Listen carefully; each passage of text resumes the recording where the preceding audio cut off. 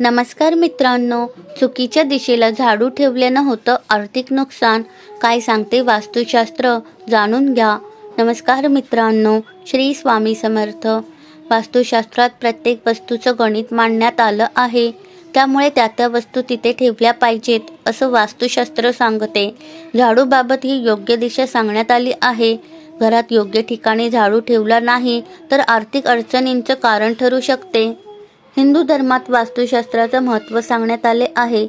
यात जल, अग्नी, पृथ्वी, वायू आणि आकाश तत्वाशी निगडीत वस्तूंचा आणि दिशांचा अभ्यास मांडण्यात आला आहे.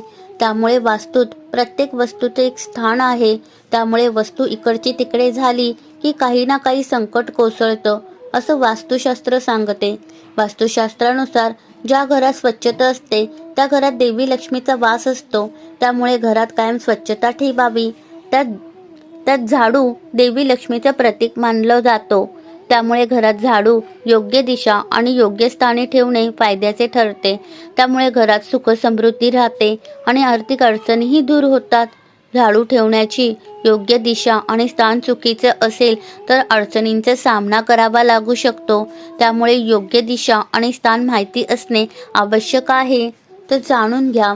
वास्तुशास्त्रानुसार झाडू ठेवण्याची योग्य दिशा दक्षिण पश्चिम मानली गेली आहे.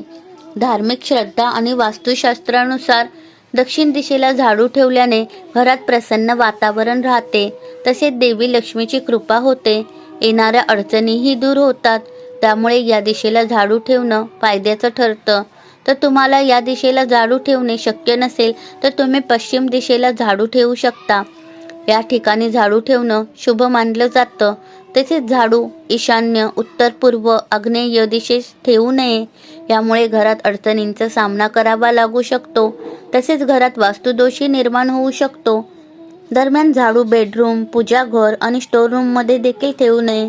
या ठिकाणी झाडू ठेवणे उचित मानलं जात नाही. यामुळे घरातील सकारात्मक ऊर्जा प्रभावित होते.